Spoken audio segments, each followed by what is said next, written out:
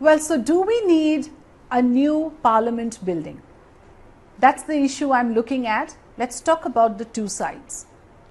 So the current structure that we have as the Parliament building, or the Sansad Bhawan, was built way back in 1927. This was the first Parliament building that we have after India became independent. There's so much history associated with it. So the question was that this has outlived its utility. Now the option was to either refurbish it, do the required repair and renovation, or have a new Parliament building. The decision was taken in favor of having a new building because it was realized that any kind of repair renovation would involve tampering with the original structure, and this structure was then decided is best preserved in its original glory, since this has become a symbol of history for India. The current building can accommodate 543 members in the Lok Sabha, and that is simply not enough, since the proposal is already underway to increase the number of MPs in Lok Sabha with the increase in population.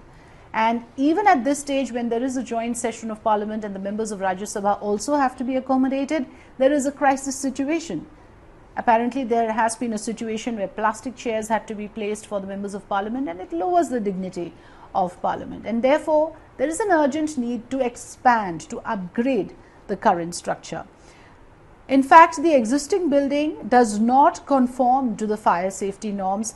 It is not earthquake proof. The water and the sewer line network that exists currently is not up to the mark. It's not modernized, and it is not possible to do so with in the present structure without, like I said, tampering with its originality. There are security concerns as well after the 2001 Parliament attack. There's a need to make it completely foolproof in terms of security, and that requires certain technologically suited structures to be installed, which again this building does not allow. The ministries are not all housed in the Parliament building. That's again a huge concern. Some ministries are located in other buildings around that area, and it's a huge hassle for the public as well as for those ministries. So now the idea is to bring all the central ministries under the same roof. In fact, this proposal was made by the Lok Sabha Speaker Meera Kumar in 2012. So there's already a consensus among all parties that this is necessary. So there was never any joint party sort of a committee or anything required to study whether such a thing is necessary. It was decided unanimously that a new Parliament building is the only option. So is there another side to it? Yes, there is. Now, there are a number of petitions in Supreme Court challenging this new building. In fact, the Supreme Court has barred any construction activity of the new Parliament building until and unless it finishes hearing all those pleas. So what does these petitions say?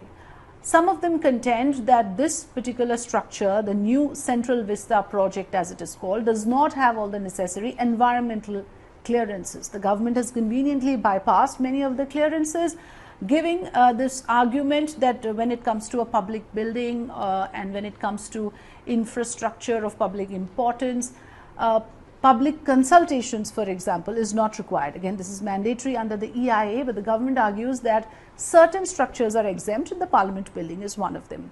The petitioners also challenge this new construction and new building on the basis of the fact that it usurps a large part of the recreational open spaces and public area, and therefore the petition says change in land use will deprive Delhiites of green space.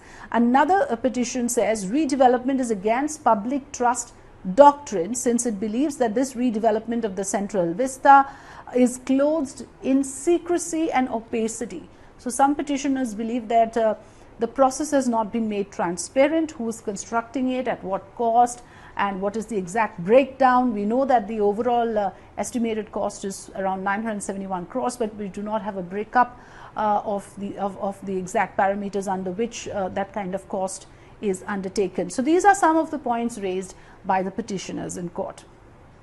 Those are the two sides on whether we need a new building, a new Parliament building. Thanks for watching.